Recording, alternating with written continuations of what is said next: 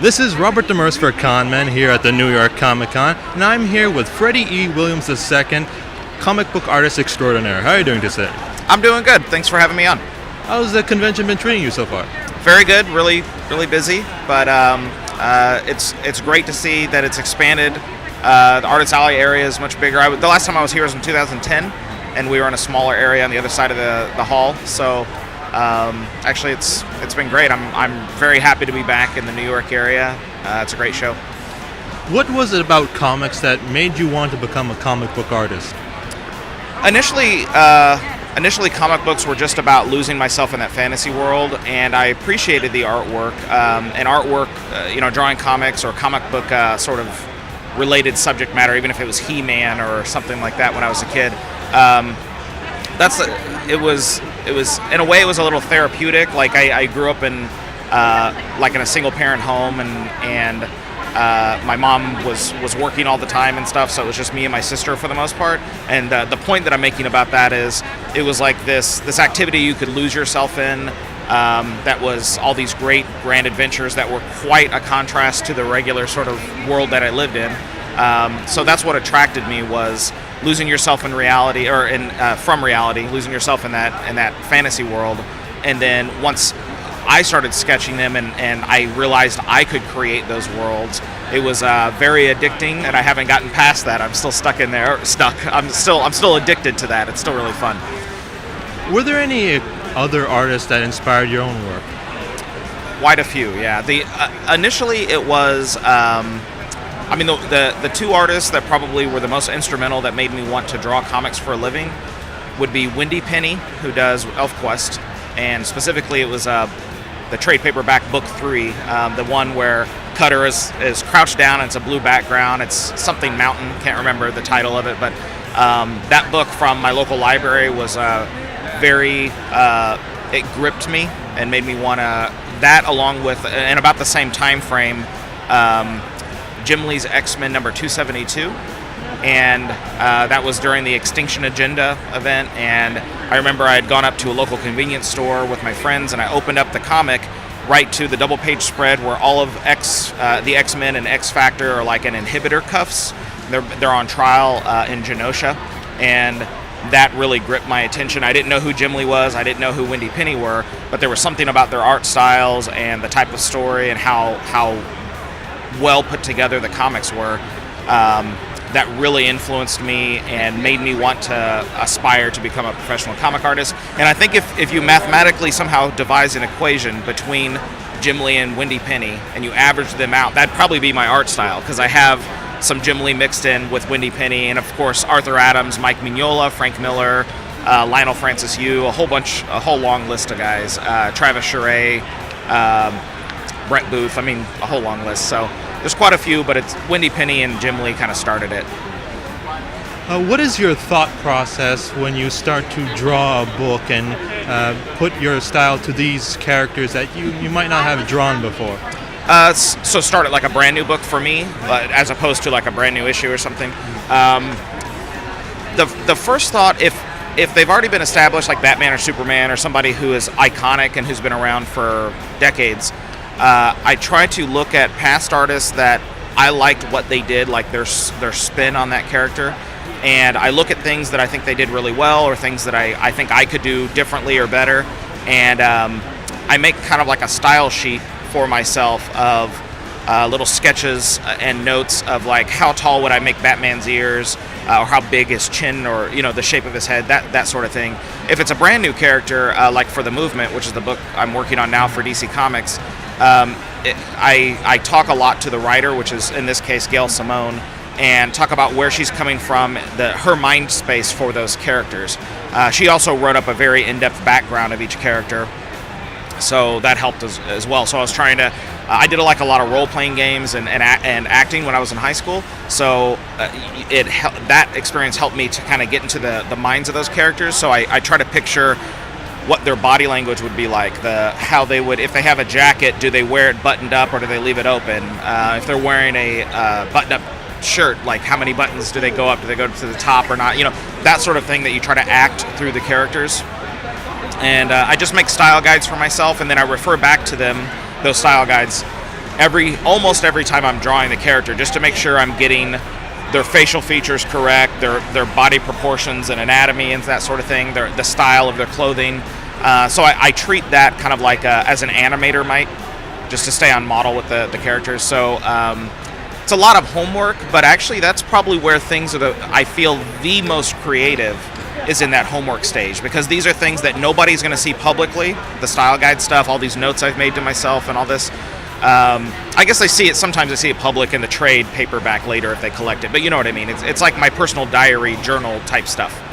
And then from there, I just try to think of the tone of the book, and then I will usually do, if I'm trying new stylistic stuff, like with Captain Atom, I'll do a proof of concept piece or two that, for Captain Atom, his body was ink wash, and then the background was like in a wet black inking style, so it was like a real kind of negative space and real blobby with the inks. And so I did a couple of pieces just to make sure DC Comics would be cool with that approach, and to prove to myself that it looked okay. That sort of stuff. Just I try to do as much forward thinking as I can. That way I can prepare early, and I won't get caught mid first issue and go, I don't know how to do this, or I don't know what this character is like mentally. Do you find that it takes a little bit of extra work to work on a team book like The Movement, aside from a single hero book like Captain Atom, for example? Definitely, yeah. It takes it. Even if your team is consisting of like 6 or 7 characters, then it takes almost twice as long. Not for every page, but overall, because you've just got to fit more characters in. Like whenever I get a script, if a character on page 3 has a speaking line, but they don't say anything on the first two pages rather, you still have to keep that character in the first couple of pages. You have to position them so that it makes sense in the order that they'll speak on page 3. It's more mental homework that you have to do, or mental gymnastics that you have to jump through to make sure that you're planning out your storytelling really far in advance to make sure that the eye flow works through the pages and stuff. And then just more time drawing. Instead of drawing one dude, you're drawing 5, So yeah, it takes a lot more work. How has it been working on the movement so far, experience-wise? It's been really good. Gail Simone is awesome. I've wanted to work with her for, 5 or 6 years or something like that. And back when we first met, we talked about, we emailed a few times and talked about doing something together, but, you never know what that is until it kind of comes up. And the characters are very much in my, up my alley, being younger, more youthful, but also the tone of the book, it can be dark, and I like that juxtaposition, that contrast. And aside from that, DC's been very supportive of letting us do whatever. It feels very independent. If anyone has read the book, you'll probably know what I'm talking about. It feels kind of like an indie book, but it's in the mainstream DC universe, which is, they don't often let somebody do that. So I feel very happy to be on the book, and I'll be on it for as long as it's around. As long as they'll have me, Well, a book like The Movement has relations to a lot of real-life events that has been happening with the type of Anonymous and the 99%, that type of thing. Do you think it resonates with the more current real-life aspect? I think it can. I mean, comic books or any popular culture is both a reflection and a predictor of real culture, of real society. So I think it's good that those movements or those struggles in the modern day society are not ignored in comics. But I don't feel like you have to be.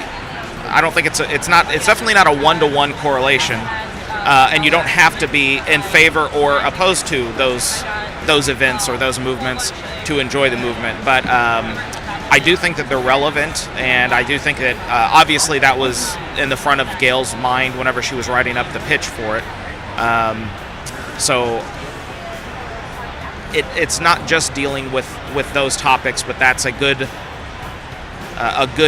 primary ingredient that's kind of affecting the overall tone. And can you tell us a little bit of what we can look forward in the upcoming issues of The Movement? Yeah, people punching each other in the face. No. Let's see. I'm trying to think of what issue's out right now. Issue 5. I'm currently working on issue 8. And I'm trying to think, because without spoiling, Gail's really good at doing character development. And so I think to be vague, so I'm not giving away anything. We don't want that. Yeah, I don't want to give it spoil anything, but she's very good at character development while still moving the story, the storyline forward, so that you don't have that thing where it's like you have some forward momentum and then the pacing gets halted by this backstory or something. She's good at mixing those two. So I would say you could look forward to more of that, to getting to know the characters better, to understanding their personal conflicts, because there's a lot of conflicts within the team. They're not a very cohesive team. They're young. Some of them are brash. Some of them don't even really want to be on the team, but they don't know where else to go and stuff. So you can look forward to seeing more diversity and just seeing more about what the characters are about. And lastly, what character out of all of them that you've ever drawn, or ones that you just draw for fun, do you enjoy drawing the most? We're talking about the movement or just every character? Every, and of all your books that you worked on, of any ones that you just do on the side for sketches? I do think that's one of the most impossible to answer questions I've ever had. But I mean, so I'm just going to cheat, and so I love the Ninja Turtles, specifically Leonardo's my favorite. I love Superman, Batman, Wolverine. I love drawing Nightcrawler. He's really cool to draw. Aside from that, Destro from G.I. Joe. I don't know, a long list of stuff, but I mean that's, I'm totally a kid from the 80s, so Thundercats is awesome, Lino is cool. So I don't know. I guess all of those answers all together. Hey, Chris, how's it going? That's he's the colorist of the movement. So over there, Chris Sotomayor. Yeah, so you're neighbors.